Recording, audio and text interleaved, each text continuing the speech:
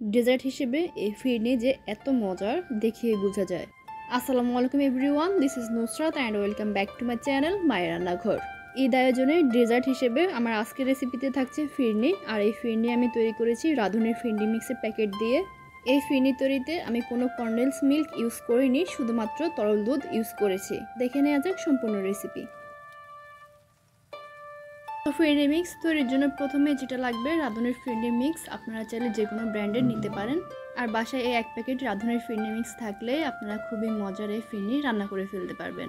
এই প্যাকেটের ভিতরে একটা ছোট প্যাকেট দেওয়া থাকে আর প্যাকেটের পিছনে রন্ধন প্রণালী দেওয়া আছে। আর এখানে আমি প্যাকেটটাকে খুলে দেখাচ্ছি। টোটাল 1 কাপের মতো মিশ্রণ দেওয়া আছে। এই মিশ্রণের মধ্যে চাল, চিনি, বাদাম অ্যাড করা আছে, তাই আলাদা করে চিনি দেওয়ার প্রয়োজন নেই, লবণ দেওয়ারও প্রয়োজন নেই। আর এই প্যাকেটটা খোলার সাথে সাথে ফিরনির একটা সুন্দর ফ্লেভারও ছড়ায়। এখন ফিরনি রান্না করব। এই ফিরনি রান্নার জন্য আমি এখানে 1.5 লিটার গরুর দুধ নিয়েছি। আপনারা চাইলে এই গরুর দুধের পরিবর্তে পাউডার দুধ পানির সাথে মিশিয়েও ব্যবহার করতে পারবেন।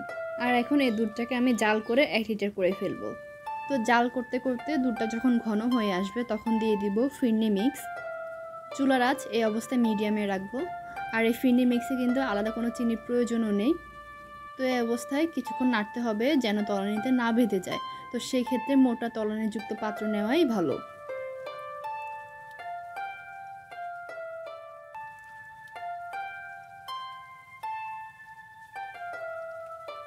তো নাড়তে নাড়তে যখন দেখবেন এমন ঘন হয়ে এসেছে তখন চুলা অফ করে দিব।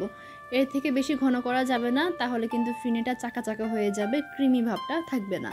তো এই অবস্থায় চুলা অফ করে ঠান্ডা করে চাইলে ফ্রিজে রাখতে পারবেন।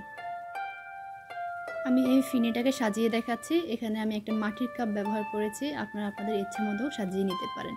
তো তারপর উপর থেকে একটু বাদাম ছড়িয়ে দিচ্ছি। তো এই তো রেডি হয়ে গেছে রাঁধুনির ফিরনি মিক্স। কতটা ইজি রেসিপি।